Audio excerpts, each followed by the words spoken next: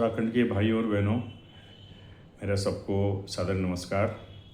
मैं आज आपके सम्मुख एक बहुत ही महत्वपूर्ण विषय में कुछ चर्चा करना चाहता हूं और मैं आप लोगों को ये रिक्वेस्ट करना चाहता हूं कि बहुत सीरियसली इस बात को सुनिए जो मैं कह रहा हूं। और ये बहुत ही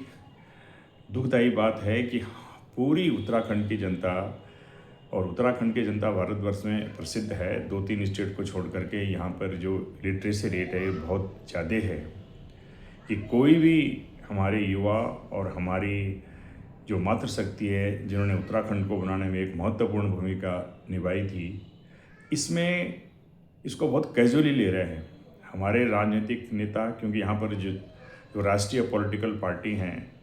बीजेपी और कांग्रेस, उनका एक राष्ट्रीय विज़न होता है। उनको ये छोटे छोटे मुद्दे उनको बहुत भाते नहीं हैं। लेकिन आप किसी भी राज्य में किसी भी पॉलिटिकल पार्टी को ले लीजिए, उसके नेता सर्वप्रथम अपने राज्य के प्रति उत्तरदायी होते हैं और उसकी इंटरेस्ट को लेकर के आगे बढ़ते हैं। और मैंने ये देखा है कि उत्तराखंड में केवल 1 या 2 नेता ही इस विषय में बात कर रहे हैं। और मैं आपसे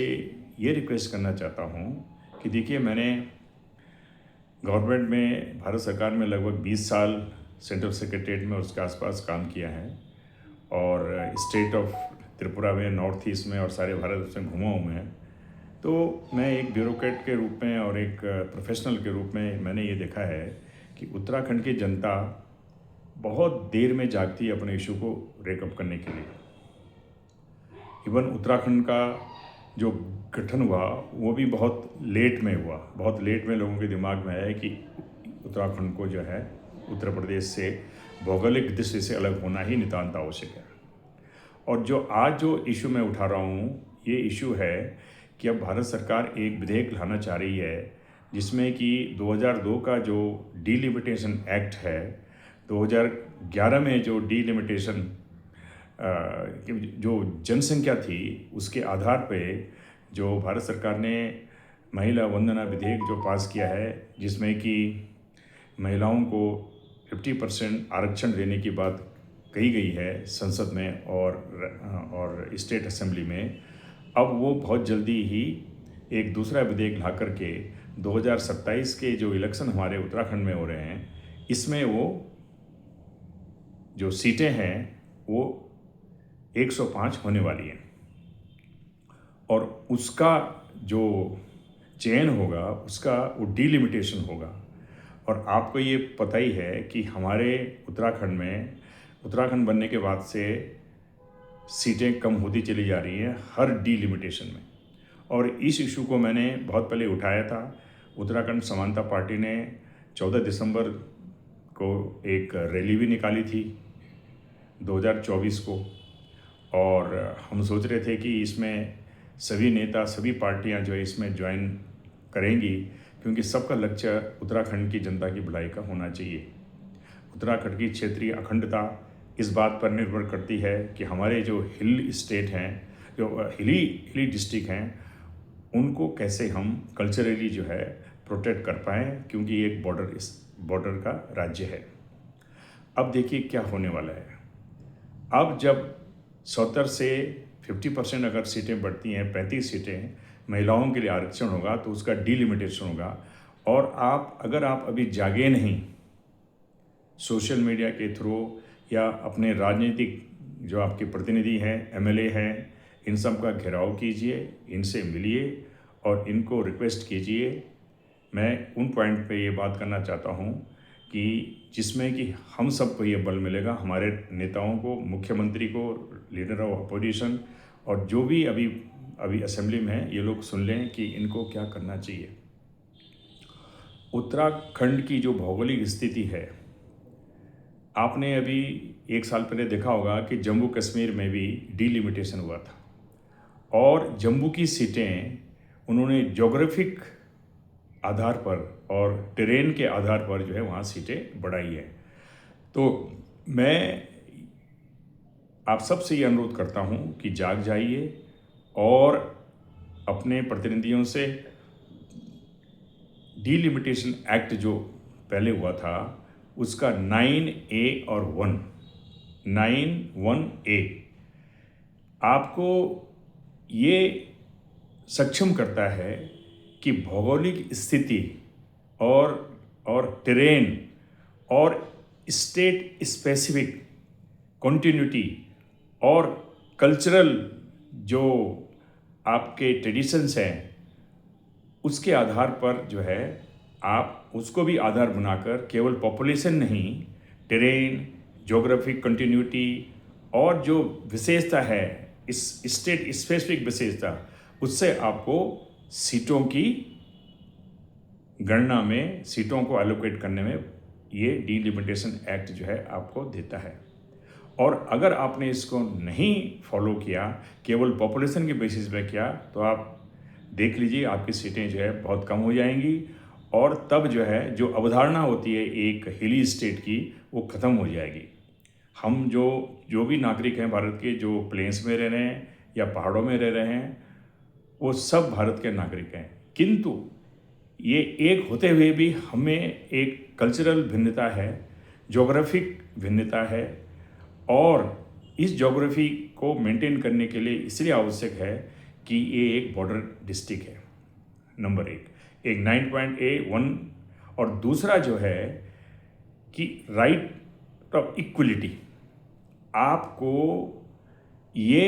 इक्वल राइट मिलता है कि आप जो भी आप संसद सदस्य या आप राज्यसभा, आप जो है राज्य विधानसभाओं में भेजें, उसमें आपका राइट ये है कि आप अपने जो प्रतिनिधि हैं उससे आप बहुत इजीली उससे कांटेक्ट कर पाएँ और जो प्रतिनिधि बनता है वो इजीली अपनी जनता के प्रति वो मिले। वो कैसे होगा? जब तक कि आपकी छोटी छोटी ज्योग्राफी के आधार पर कॉन्स्टिट्यूंसी नहीं होंगी। तो इस तरह की जो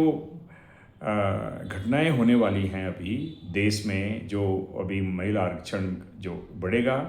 उत्तराखंड के लिए बहुत नितांत आवश्यक है कि एडमिनिस्ट्रेटिव कन्वीनियंस, ज्योग्राफिक लिमिटेशन और टेरेन और बॉर्डर एरिया को देखते हुए, एडमिनिस्ट्रेटिव कन्वीनियंस को देखते हुए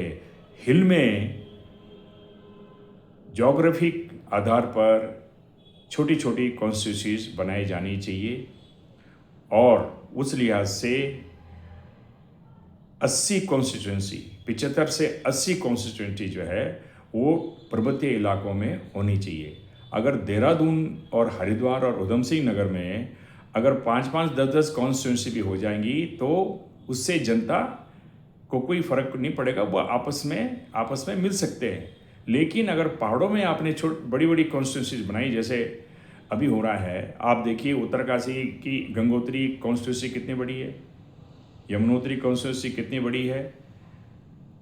और मैं इसको ये देखता हूँ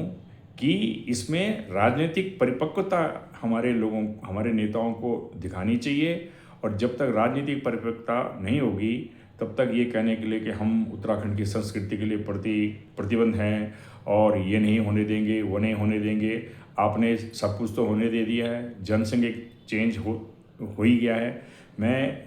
हमेशा से इस बात का पिछले 5-4 साल से इलेक्शन कमीशन को लिख चुका हूँ कि कैसे यहाँ वोटर बढ़ रहे हैं, लेकिन उस पर कोई असर होता नहीं है किसी,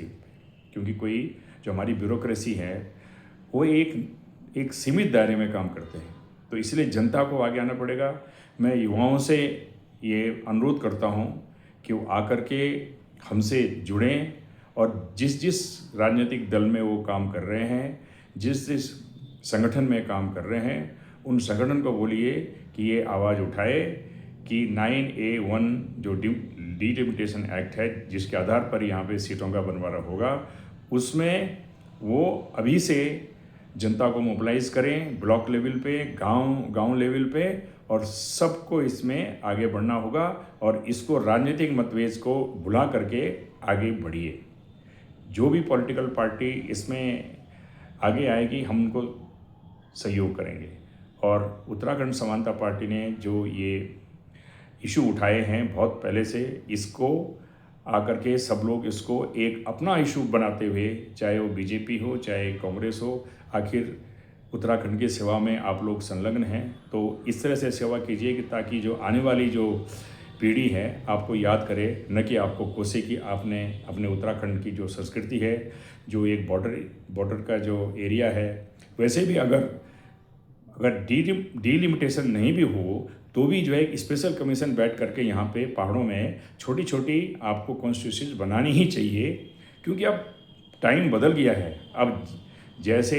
1950 में जब शुरू भारत आज़ाद हुआ था तो उस समय डीलिमिटेशन की बात हुई थी, तो उसमें पॉपुलेशन के बेसिस पे होगा था। आज देश में पॉपुलेशन की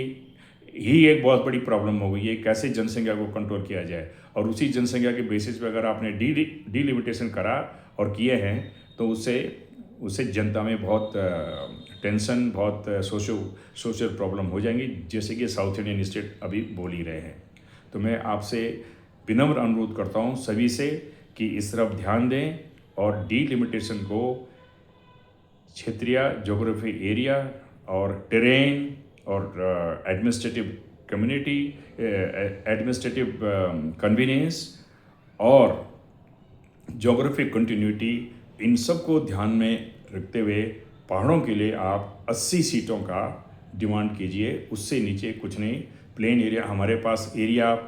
इतना छोटा एरिया है, उसमें 20-25 कॉन्स्टिट्यूंसी भी हो जाएं तो बहुत ज़्यादा है। ये इस तरह से मैं सभी राजनेताओं से अनुरोध करता हूँ, सोशल वर्कर से अनुरोध करता हूँ, छात्र यूनियन से अनुरोध करता हूँ कि इसमें आगे बढ़ें और अपने अपने स्तर पे इस राज्य की भलाई के लिए काम करें, ताकि प्रधानमंत्री को ये अवगत कराया जाए कि 9A1 के अनुसार जो है उत्तराखंड के पहाड़ी इलाकों में 80 सीटों को आवंटन किया जाए। चीन का बॉर्डर है, नेपाल का बॉर्डर है, और सोशो इकोनॉमिक प्रगति के लिए, पलायन को रिवर्स करने के लिए आप इसमें इस तरह का 80 सीटें हमको ज्योग्राफी, टेरेन और एडमिनिस्ट्रेटिव कन्वीनियंस के हिसाब से हिल को बांटें। नमस्कार। मैं आशा करता हूँ आप लोग इसमें आगे आएंगे और इस मैसेज को